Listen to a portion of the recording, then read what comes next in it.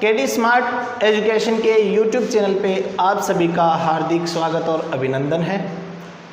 आज का जो हमारा ये सेशन है ये बेसिकली जो आपकी इन्वेस्टिगेटर 2019 में जो भर्ती आई थी उसका है। देखो भर्ती पहले आ चुकी थी जिसकी 62 पोस्ट थी, टोटल 62 पोस्ट थी और जिसमें बीएससी स्टैटिस्टिक्स और बीएससी मैथमेटिक्स वाले स्टूडेंट अप्लाई कर सकते थे। अभी इस लेक्चर को लेके आने का एक ही मतलब है क्योंकि आज से 3 या 3.5 महीने बाद आपका एग्ज़ाम होना है। एग्ज़ाम डेट है आपकी 10 अक्टूबर 2020। जो अभी पीछे कुछ दिनों में राजस्थान गवर्नमेंट ने सभी एग्ज़ाम की डेट डिक्लेयर की थी, तो उसमें आपकी इन्वेस्टिगेटर की एग्ज़ाम डेट भी थी, वो थी 10 अक्टूबर 2020।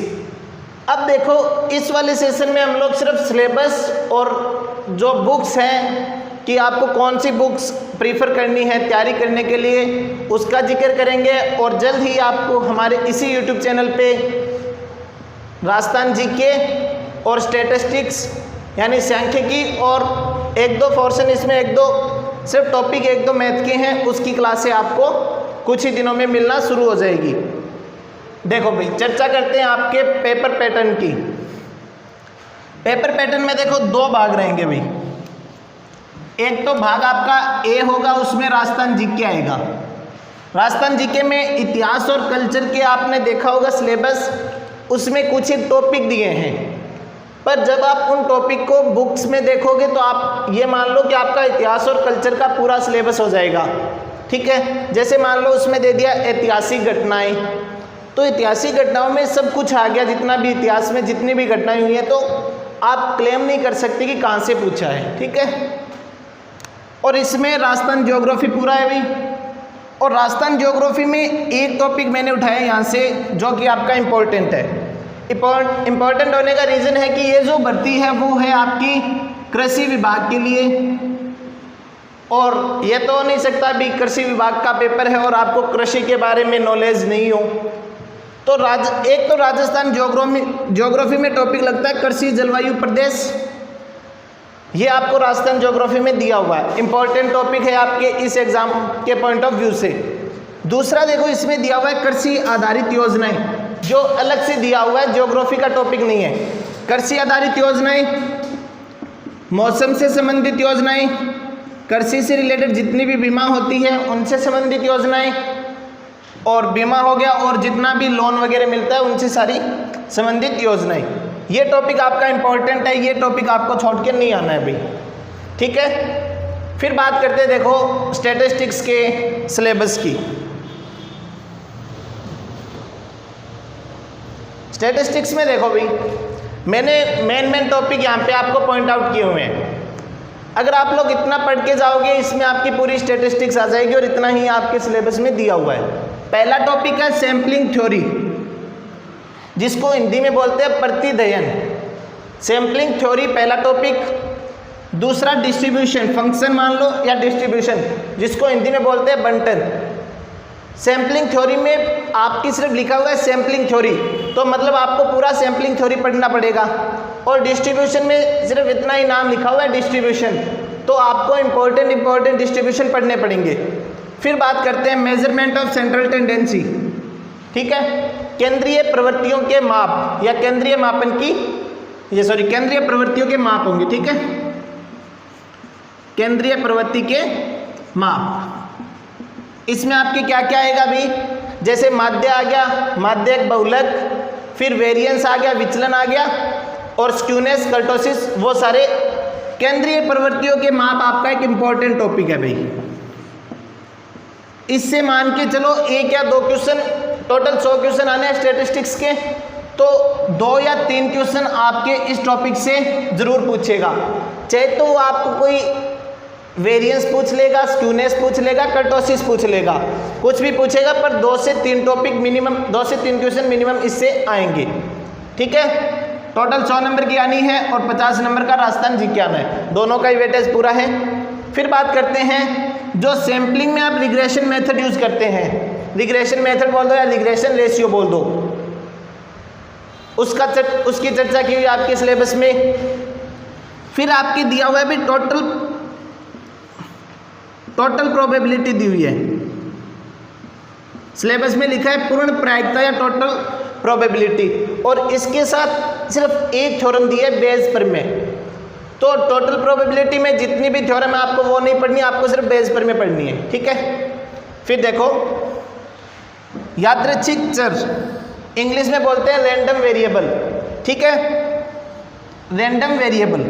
तो रैंडम वेरिएबल से आपको सब कुछ पढ़ना पड़ेगा भाई, डेफिनेशन से लेके इनका मीन कैसे निकलता है, माध्य का बहुलक कैसे निकलता है, स्क्यूनेस, कर्टोसिस, यानी रैंडम वेरिएबल के जितने भी सेंट्रल टेंडेंसी है उनकी वैल्यू, और इनका जो डिफरेंशिएशन है यानी अवकलनीयता और सततता, वो सारा रैंडम वेरिएबल से पूछा जाएगा।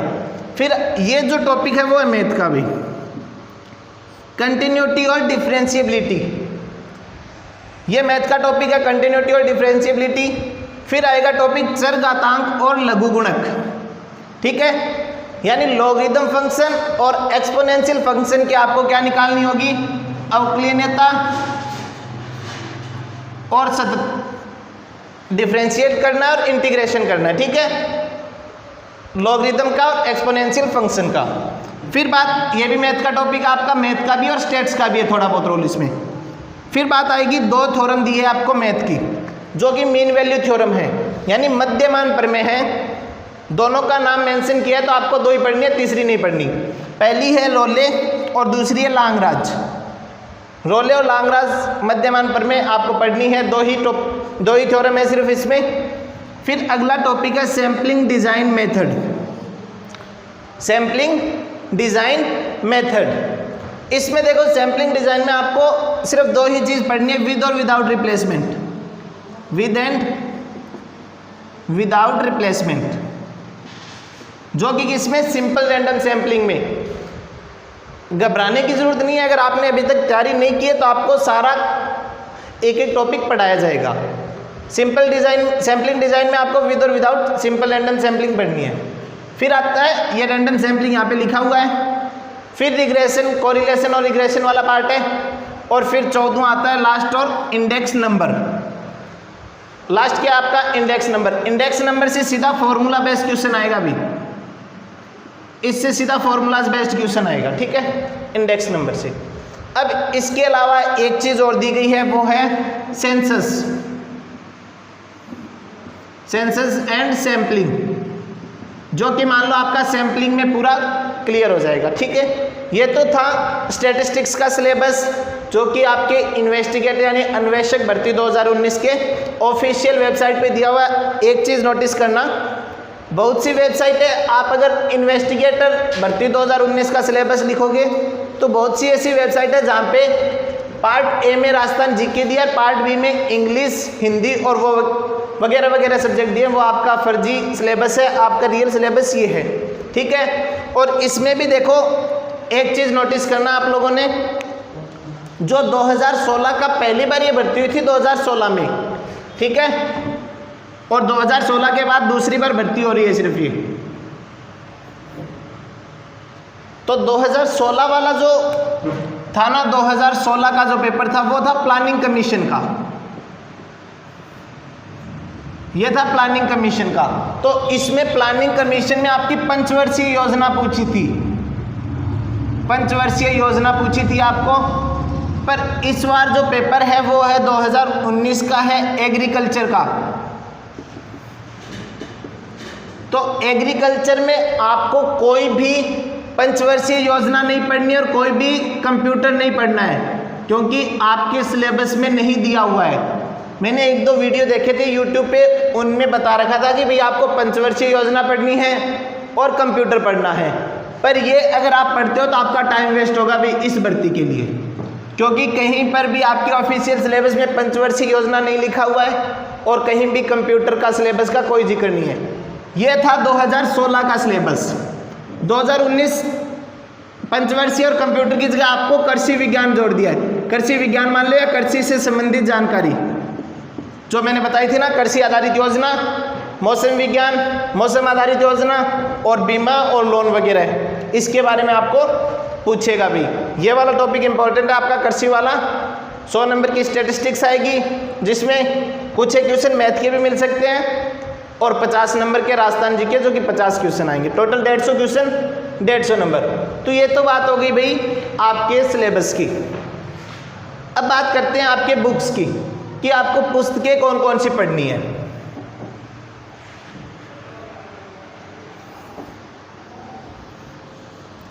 देखो पहली बात तो ये है कि आप वो बुक उठाना जिसमें आपके ये सारे टॉपिक दिए हुए हों।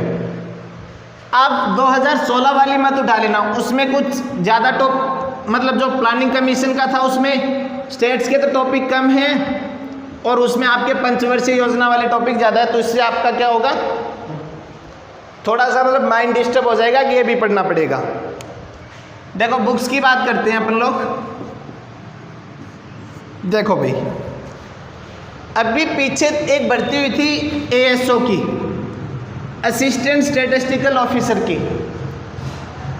उससे पहले एक भर्ती हुई थी संगणक की,